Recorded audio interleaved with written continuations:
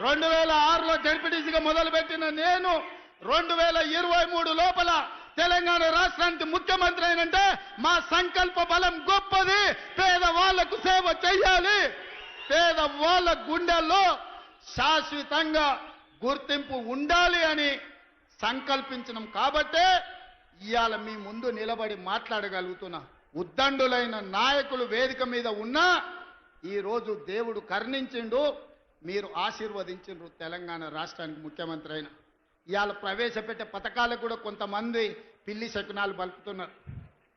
గోడ మీద ఉండే బల్లి శకునం బలికేదంట, కుర్చీలో పడి సచ్చిందంట.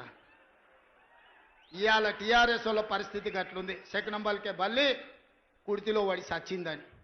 ఇవాళ వాళ్ళు శాపనార్థాలు పెడుతున్నారు, ఎట్లిస్తారని.